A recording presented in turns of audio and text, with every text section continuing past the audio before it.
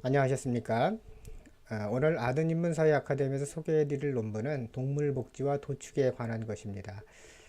다소 오늘 소개해드릴 논문이 약간은 좀 불편하실 수도 있는데요. 동물복지가 요즘 사회에 큰 이슈화되고 있어서 한 번쯤은 살펴보면 좋을 것 같아서 선정해서 말씀해드리도록 하겠습니다. 이 논문의 원제는 Improved Animal Welfare, 우리말로 하면 향상된 동물복지, Right Technology, 올바른 기술, and Increased Business, 늘어나는 사업 이런 식으로 되어 있는데요. 전체적으로 얘기하면은 동물복지를 향상시키면서 동시에 그 기술을 올바르게 쓰고 그와 더불어 이런 동물복지와 기술이 올바르게 사용이 된다면은 그 사업도 좀 번성할 것이다라는 그러한 제목인데요. 이 논문은 동물복지의 측면에서 어떻게 동물을 도축하는 게 좋을 것인가 이걸 기술적으로 접근하고 있는데, 동시에 그러한 것이 이제 사업에 도움이 될 것이다라고 주장을 하고 있습니다. 네덜란드의 네 명의 학자, 죄송합니다. 네덜란드가 아니라 덴마크의 네 명의 학자인 스테어, 라슨, 이런 분들이 이제 2016년에 미사이언스라는 곳에서 발표를 했습니다. 자, 그러면 그 구체적인 내용에 대해서 한번 PPT의 내용을 가지고 살펴보도록 하겠습니다.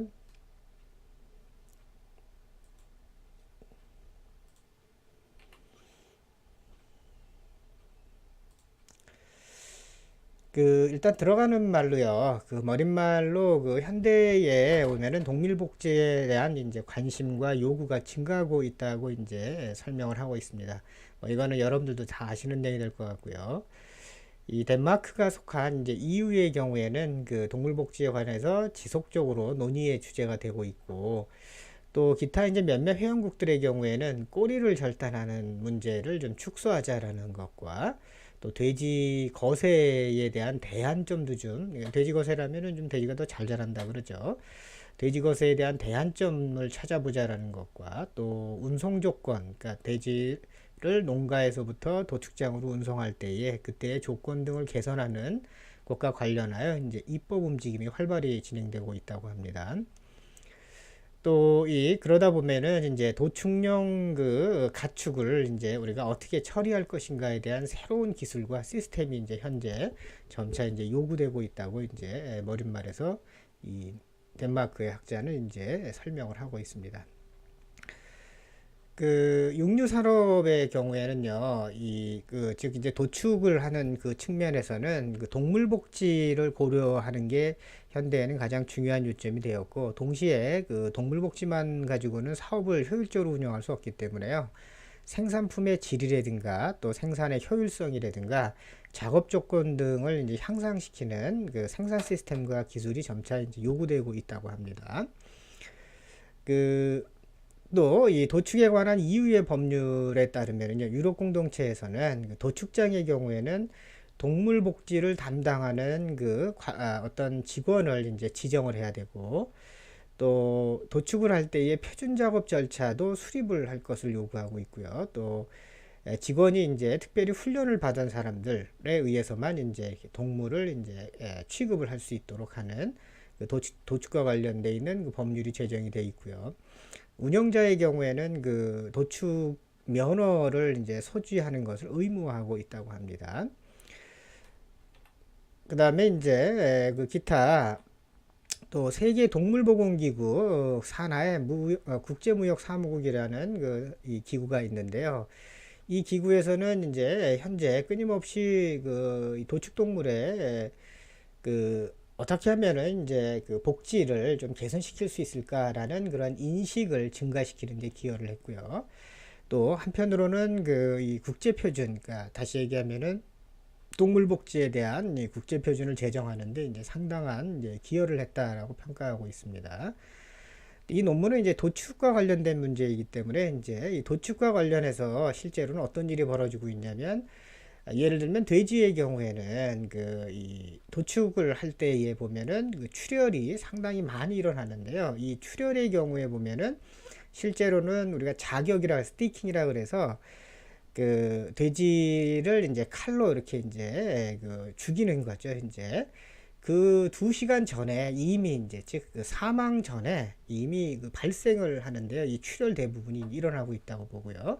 이 말은 아직도 돼지가 살아있는데 그 상태에서 출혈이 일어났다는 얘기는 돼지가 다치고 또 뭔가 상처를 입는다라는 말이기 때문에 동물복지의 측면에서 보면 문제가 발생을 하는 게 되고, 또 하나는 이 동물복지의 문제뿐만 아니라 사업적 측면에서 바라보게 되면 그 육질이라든가 기타 돼지의 생산물이 이제 하락할 수가 있겠죠. 그런 점에서는 이제 이 출혈 부분에 그 동물복지와 이 생산물, 즉 이제 육질의 문제에 큰 어떤 문제점을 발생을 하고 있고, 또 기타 이제 그 도축할 때 보면은 그 도축 전에 보면요, 피부가 손상돼 있다거나 또는 골절 등이 일어나고 있고 이러는 게 결국은 다 2가지 측면, 동물복지와 그 다음에 사업적 측면에서도 이제 문제가 되고 있다고 이제 이 저자는 주장을 하고 있습니다. 그 구체적으로는 그 도축 전에 그 과연 그러면은 그 어떤 식으로 가축들이 이제 처리가 되고 있는가를 이 네 분의 그 덴마크 학자들은 먼저 제시를 하고 있는데요. 그 도축 전 처리라는 말은 그 농가에서부터 이제 도축장으로 이송돼서 이 실제로 도축이 일어나기 그 단계 전까지를 얘기하는 걸로 보시면 될 텐데요.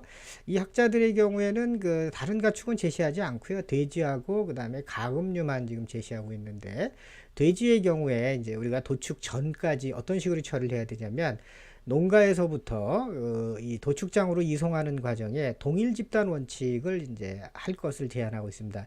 MDRI는 이제 덴마크의 그 육류 그 일종의 육류 그 연구소인데요. 그 모델을 제시를 하기를 이제 그쪽 그 연구소에서는 15마리 정도를 이제 추천하고 있습니다. 그러니까 즉 이제 한 집단에 15마리인데 이 15마리가 동일한 한 농가에서 나온 게 좋다라는 겁니다. 그 이유는 이게 낯선 개체와 같이 섞여 있게 되면요, 즉 다른 농가의 그 돼지가 섞이게 되면 서로 어떤 경쟁을 하거나 또는 싸움이 일어나기 때문에요. 그러면은 아까 말씀드린 것처럼 피부 손상이 일어날 수도 있고 타박상이 일어날 수도 있고 또 출혈이 발생할 수도 있습니다. 이거는 결국에는 이제 고기질이 이제 하락하기 때문에요. 그래서 동일 집단으로 하되 한 15마리 정도가 이제 적절하다라고 제시를 하고 있습니다. 물론 이제 요거는 도축 전 처리 과정이긴 하지만 이게 농가에서뿐만이 아니라 이제 운송하는 단계도 마찬가지 될 것 같고, 그 다음에 운송을 해서 하역을 하는 단계가 있겠죠. 도축장 내로 들어오는 단계인에서 그 대기하는 그 장소라든가, 또 그 다음에 이따가 다시 설명을 드리겠지만 기절시키는 단계가 있는데요. 직접 이제 돼지의 그 목숨을 이제 빼앗기 전에요, 이제 기절시키는 단계가 있는데 이때에도 이제 동일 집단으로 모든 과정이 이루어지는 게 좋겠다라는 게 이제 이분들의 설명입니다. 또 그다음에 이제 이 대기하는 그 시간에, 즉 이제 그 트럭 같은 데서 이제 하역을 하게 되면요, 그 뒤에는 대기 장소로 이동을 하겠죠. 그럴 때 보면 게이트라든가 통로 등도 이제 동물복지의 차원에서 잘 갖춰져 있어야 하고, 그다음에 더 좋은 거는 이제 아마 자동화 시스템이 구축이 되면 이제 훨씬 더 조금 더 양호한 상태로 이동을 할 수가, 이 돼지의 상태가 동물복지가 조금 더 이제 잘 지켜질 수가 있다라고 이제 제안을 하고 있습니다. EU에서는요, 이러한 운송할 때에 또 고려해야 될 사항들을 일종의 법률로서 제정해 놓고 있는데, 뭐 예를 들면 운송 시간이라든가 주변 온도, 그러니까 차량 내 또는 차량 외의 온도, 그다음에 차량 내에 그 가축이 어디에 위치할 것인가, 또 몇 마리 정도 수용할 것인가, 그다음에 진동 상태에 차량의 진동이라든가 또 차량의 디자인이라든가 또 차량의 그 바닥 그 상태라든가 운전 방법 등에 관련해서도 법률로 이제 이렇게 고려를 하라고 이제 제시해주고 있다고 합니다. 일반적으로 그 운송 시간은 정확한 데이터나 자료가 부족해서요, 뭐 이거를 어느 시간이 제일 적절하다라고 제시할 수는 없지만, 이제 통상적으로 보면 뭐 적을수록 이제 즉 운송 시간이 적을수록 좋은 거는 분명하겠죠. 그 다음에 온도의 경우에는 돼지가 그 차량 내에서 움직일 때는 그 20도씨 이상이 되면 치사율이 증가를 한다 그럽니다. 그래서 20도씨 이상이 될 때에는 반드시 환기장치라든가 또 미스트 안개 같은 거 있죠. 물안개 같은 거를 이런 미스트 장치를 설치를 해서 또 이거를 이제 가동할 수 있도록 하는 게 이제 동물 복지의 측면과 또 돼지의 그 사망을 이제 돼지가 죽는 거를 좀 미연에 예방할 수 있다고 하고 있습니다. 또 그다음에 이제 그 도축이 되기 직전에 그 대기할 수 있는 장소가 있을 텐데요. 이때는 대기하는 장소는 궁극적으로는 이제 이 고기의 그 육질과 고기의 질과 관련이 되기 때문에 상당히 중요한데, 이것도 아까 말씀드린 것처럼 이제 낯선 개체와 혼합하는 거는 스트레스 요인이 되니까 이런 걸 피해야 될 것이고요. 보통은 이제 한 곳에 대기할 때에는 즉 이제 우리 같은 데를 얘기하겠죠. 이 한 우리에는 보통 한 10마리, 15마리 정도의 개체가 적절하고, 그 다음에 이제 기다리는 시간, 뭐 이건 조금 좀 그렇죠. 우리가 이제 우리 죽기까지 이제 그 시간은 휴식의 의미가 될 수도 있죠. 운송을 해서 이제 왔으니까 뭐 상당히 오랜 시간과 거리를 두고 왔을 테니까요. 그러면 휴식의 의미도 있지만은 이때에 이 대기 시간이 길면은 피부가 손상되고, 즉 이제 낯선 환경에 놓이다 보니까 돼지들끼리 싸움이 일어난다거나 그래서 이제 피부 손상 같은 것도 증가할 수 있다고 합니다.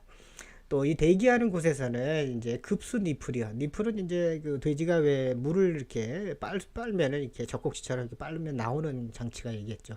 그 급수할 수 있는 그런 니플의 수라든가 또 우리의 크기라든가 또 그다음에 밀도라든가 바닥의 재질 같은 것들도 전부 고려할 필요가 있다라고 제안을 하고 있고요.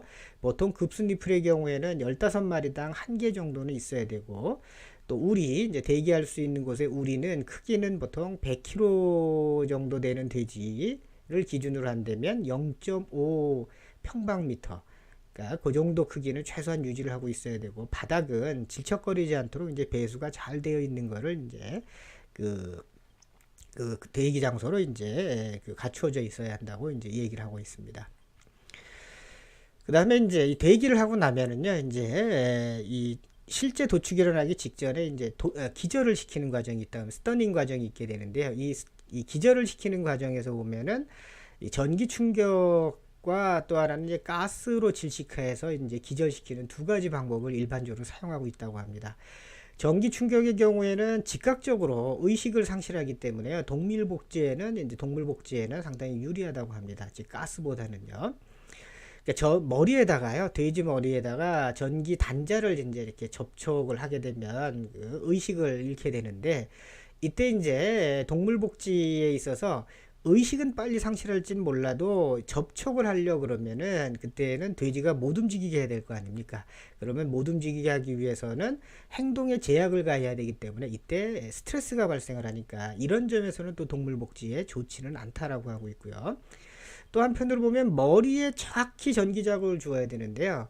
그렇지 않고 가슴에 댄다거나 뭐 이랬을 때는 의식을 다시 회복하게 된다 그럽니다. 그러면 또다시 전기 자극을 줘야 되기 때문에요. 그러면 동물이, 또 돼지가 굉장히 괴롭겠죠. 이제 그런 의미에서는 정확한 자리에 주어야 되고, 영국의 사례를 보면 한 15% 정도가 처음에 전기 자극을 줄 때 잘못 준다고 합니다. 부위를 잘못 줘가지고, 그래서 이제 또다시 전기 자극을 반복하는 일이 벌어지고 있는데, 이런 거는 그 돼지의 그 스트레스를 유발할 뿐만 아니라 고통도 유발하니까 이게 결국에는 이제 동물 복지에는 굉장히 안 좋을 수 있으니까 이런 점들을 주의해야 될 것이며, 또 이런 것은 이 돼지가 깨어나서 움직이게 되면요, 출혈이 발생하니까 결국에는 사업적 측면에서 바라보면 고기질도 저하를 하기 때문에 이 전기 충격을 가할 때는 정확하게 머리에 한 번에 이렇게 줄 수 있도록 하고, 또 행동에 제약을 줄 때에도 돼지가 못 움직이게 할 때에도 돼지의 스트레스를 그래도 최소화할 수 있도록 이제 이렇게 전기 충격을 줘야 된다고 이제 얘기를 하고 있습니다. 그 다음에 이제 또 하나는 기절시키는 방법으로 이제 CO2를 사용하는 가스 이제 기절 방식을 많이 사용을 하고 있다는데요. 이거는 이제 고기질 향상이라든가 또 돼지의 행동 제약이 이제 조금 더 회피할 수 있다고 합니다. 왜냐하면은 가스를 사용하는 거는 이 돼지를요, 어떤 행동에 묶어둔다거나 어딘가에 좁은 틀 속에 집어넣는 것이 아니라 이 전체 예를 들면 한 10마리면 10마리 돼지를 하나의 그 이 가스실 같은 데에 넣게 되면 그 그냥 거기서 움직이겠죠. 그러면은 아무래도 행동의 제약은 없을 테니까 그러면 부상을 당할 위험도 적을 것이고 또 그런 부상이 적다는 얘기는 이제 고기질도 향상될 수 있다는 말이 될 것 같아요. 이때 CO2를 이용한 그 이산화탄소를 이용한 기절 방법이라 하더라도 집단 원칙 아까도 얘기했지만 낯선 개체가 있으면 또 불안해하니까요. 그 다음에 그 이게 이제 단점이 있다면은 그 의식을 상실하기 전에요. 이제 가스를 마시고 의식 상실 몇 초간에는 그 이 돼지가요 이제 냄새 때문에 이제 반감을 줄 수가 있다 그럽니다. 그런 단점도 물론 있게 되고요. 근데 요 CO2 기절 방식도 있지만 또 하나는 그 아르곤 가스를 사용하기도 한답니다. 이건 이제 아르곤은 불활성 가스라 그러는데요. 그 대안으로 이제 이것이 나타나기도 하는데 아르곤 가스의 장점은 그 이 CO2를 사용하는 것보다는 그 무의식 기간이 짧아서요. 즉 그 이 저 죄송합니다. 요 아르곤 가스는 이제 오히려 CO2보다는 다소 좀 그 좋지 않은 방식이 돼서요. 이 기절을 하게 되면은 그 무의식 상태에 있는 시간이 굉장히 짧다 그럽니다. 그래서 빨리 그 돼지를 그 자격을 가해야 된다라는 점에서는요. 그래서 동물 복지에는 덜 적합하므로 이 아르곤 가스를 사용하는 것보다는 CO2를 사용하는 방법을 권장한다고 합니다.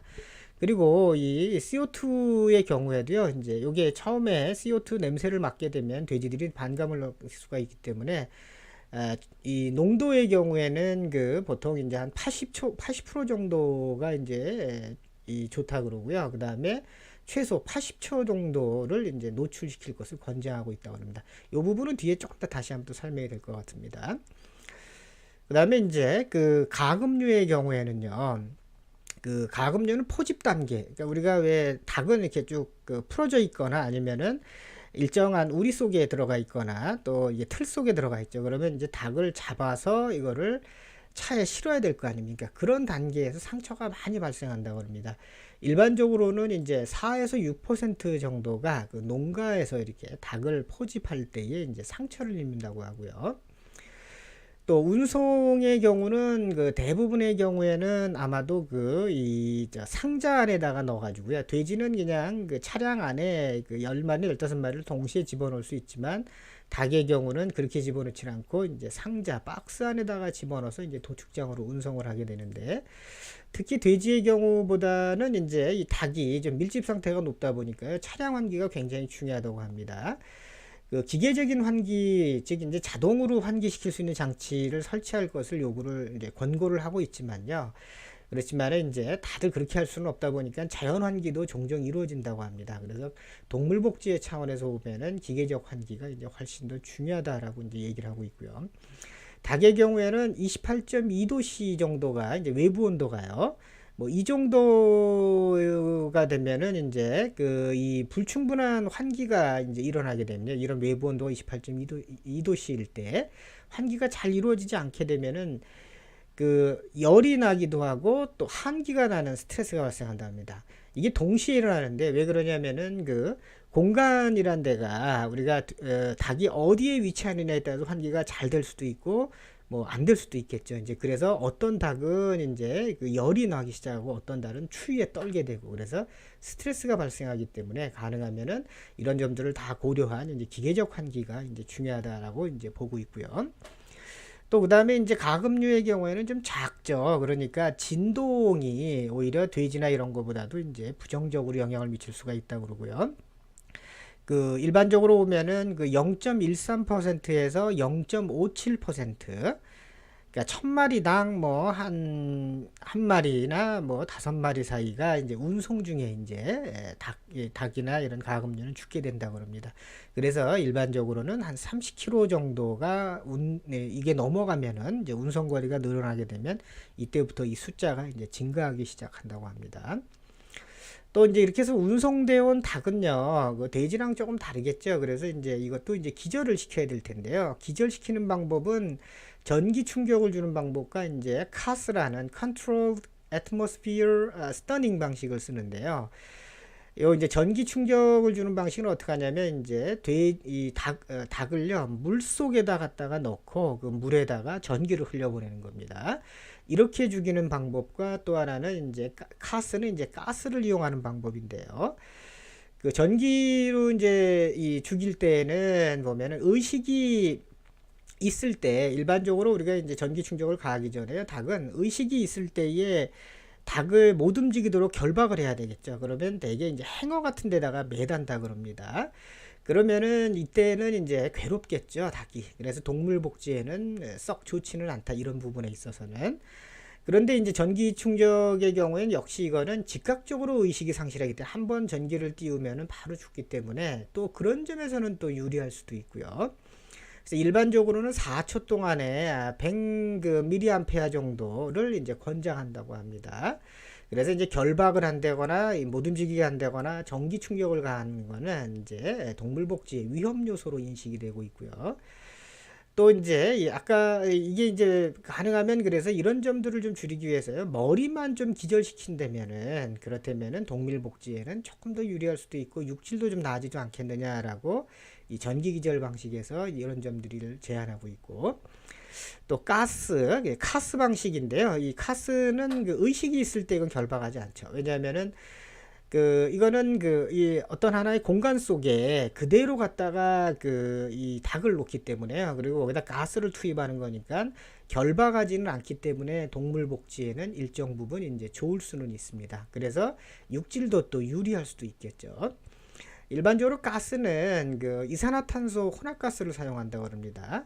그래서 이산화탄소의 농도도 조금 고려를 해야 되는데요. 이게 닭이 처음에 냄새를 맡게 되면 상당히 거북하겠죠. 그래서 이산화탄소가 너무 짙으면 그래서 최대 처음에는 40% 정도를 투입을 하라고 그러고요. 그 뒤에 조금 더 증가를 하면 그때는 이제 의식을 이제 잃게 되면은 그때는 80% 정도로 이제 이렇게 하라고 얘기를 하고 있습니다.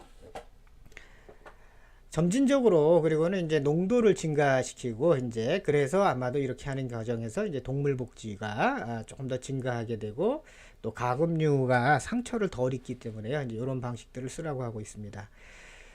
이 가스로 사용하는 카스 방식의 경우에는 이제 두 가지 방식으로 진행이 되는데, 하나는 그냥 운송해 올 때 그대로 그 상자에 그대로 이렇게 가스를 노출하는 방식이 있고, 또 하나는 그 상자에서 꺼내 가지고 컨베이어 벨트로 이동시켜서 이제 순차적으로 가스를 노출시키는 방법도 있다고 합니다. 근데 어떤 방식이 됐건 간에 뭐 조금 개인적으로는 이런 거 설명을 드려서 죄송하지만은 좀 잔인할 수는 있을 것 같습니다. 그리고 이제 또 하나는 이런 어떤 방식을 사용하든지 간에요. 현재는 할랄에서 요구하는, 우리 이슬람 문화에서 요구하는 방식에는 이제 충족하는 것이 조금은 어렵고 거의 불가능하다고 합니다. 그리고 뭐 좀 더 좀 잔인한 얘기를 드리면은 그 뒤에 이제 돼지의 경우에는 칼로 자르는 방식을 쓴다면은 돼지 가금류의 머리를 절단하는 방식을 쓰게 되는데요. 이게 사람이 하는 것보다는 자동화 시스템으로 작동하는 것이 그래도 조금 더 나을 수는 있다. 물론 이제 의식은 없는 상태지만요. 그 다음에 이제 이런 동물복지가 그 도축 과정에서 제대로 지켜지고 있는가를 감시하고 또 그거를 문서화할 필요가 있다고 주장을 합니다. 그러니까 이것은 궁극적으로는 당국, 즉 이제 정책 당국이라든가 정부 당국을 얘기할 거고요. 그 다음에 소비자 측면에서도 요즘 소비자들도 점차 이제 이런 규제를 해달라라고 요구가 이제 증가하고 있는데, 그 도축의 부적절한 절차라든가 운영이라든가 뭐 이런 점에 대해서 아마 그 감시 체계와 또 문서화를 잘 한다면은 개선의 가능성도 상당히 있지 않겠느냐라는 측면이 긍정적 측면이 되겠고요. 그를 위해서 EU에서 실시한 어떤 프로젝트 그룹 중에 하나인 그 웰페어 퀄리티라는 데에서는 그 측정 방식을 어떻게 할 것이냐라는 그런 것들을 이제 개발을 하고 이거를 제안을 하는데요. 그런데 이 방식이 실제로는 시장의 상황과는 잘 맞지 않는 경우가 있어서 뭐 많이 이게 이제 제한만 되고 있고요. 감시는 크게 두 가지 방식으로 이제 할 수가 있을 것 같습니다. 하나는 온라인으로 이제 측정하는 방식이고 또 하나는 사후 문서화 작성하는 법이 있을 것 같습니다.